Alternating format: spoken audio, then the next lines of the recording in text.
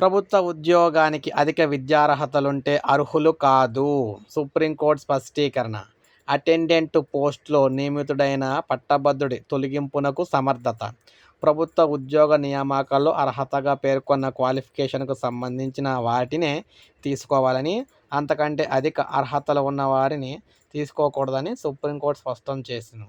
తక్కువ అర్హతలు ఉన్న వారి కోసం ఉద్దేశించిన ఉద్యోగాన్ని ఎక్కువ అర్హతలున్న వారికి ఇవ్వటం వల్ల వాస్తవంగా అర్హత, యోగ్యత ఉన్న వారికి అన్యాయం జరుగుతుందని అభిప్రాయపడింది.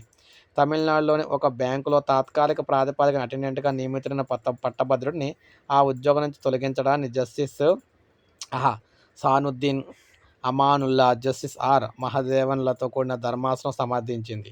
ఆ ఉద్యోగిని తొలగిస్తూ బ్యాంకు తీసుకున్న నిర్ణయాన్ని రద్దు చేసి పట్టభద్రుడిని ఉద్యోగంలో తిరిగి నియమిస్తూ మద్రాస్ హైకోర్టు జారీ చేసిన ఆదేశాలను ధర్మాసనం పక్కన పెట్టింది.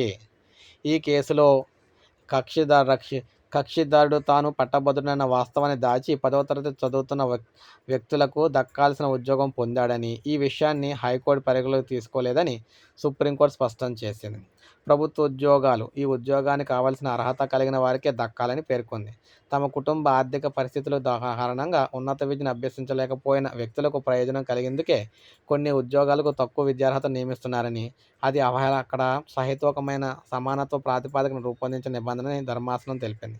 ప్రభుత్వం ఒక ఆదర్శప్రాయమైన ఉపాధి కల్పన వ్యవస్థ కొన్ని రకాల ఉద్యోగాలను తక్కువ విద్యార్హతలు కలిగిన వారికి రిజర్వ్ చేయడం ద్వారా సహేతుకమైన విధానాన్ని అవలంబిస్తుంది. అలాంటి ఉద్యోగాలు పొందేందుకు నిర్దేశించిన దానికన్నా ఎక్కువ విద్యార్హతలు ఉన్న వారిని అనుమతిస్తే వారితో తక్కువ చదువుకున్న అభ్యర్థులు పోటీ పడలేరు, ఉద్యోగం సాధించలేరు. అందుకే కొన్ని రకాల ఉద్యోగాలను తక్కువ అర్హతలు కలిగిన వారికి రిజర్వ్ చేయడాన్ని న్యాయస్థానాలు ఎప్పుడూ సమర్థిస్తాయని చెప్పేసి అంది. సో దీన్ని బట్టి ఏంటంటే ఎవరైతే చాలామంది కొంతమంది ఎక్కువ చదువుకొని తక్కువ వాటికి ఉద్యోగాలు పెట్టడం, లేదంటే కొంతమంది ఉద్యోగులు చిన్న చిన్న ఉద్యోగాలు అయితే చేస్తూ ఉంటారు. ఒకవేళ వాళ్ళకి తక్కువ అర్హత పెడితే ఆ అర్హత ఉన్న వాళ్ళకి మాత్రమే అవకాశం ఇవ్వాలి తప్ప ఆల్రెడీ ఎక్కువ అర్హత ఉన్న వాళ్ళకి ఎట్టి పరిస్థితుల్లో కూడా ఆ ఉద్యోగాలకు అవకాశం ఇవ్వద్దని చెప్పేసి ఇప్పుడు ఆయన చేస్తున్న అటెండెంట్ని అయితే ఆయన తొలగించాలని చెప్పి సుప్రీంకోర్టు సంచలన ప్రకటన అయితే చెప్పిందనమాట. సో ఉద్యోగులకు సంబంధించి ఇది కొంతవరకు అలా ఎవరైతే చేస్తూ ఉంటారో ఆ ఉద్యోగులకైతే భారీ షాక్ అనేది చెప్పుకోవచ్చు. సో ఇది అప్డేట్. ఒక లైక్ చేయండి, సబ్స్క్రైబ్ చేసుకోండి మన ఛానల్.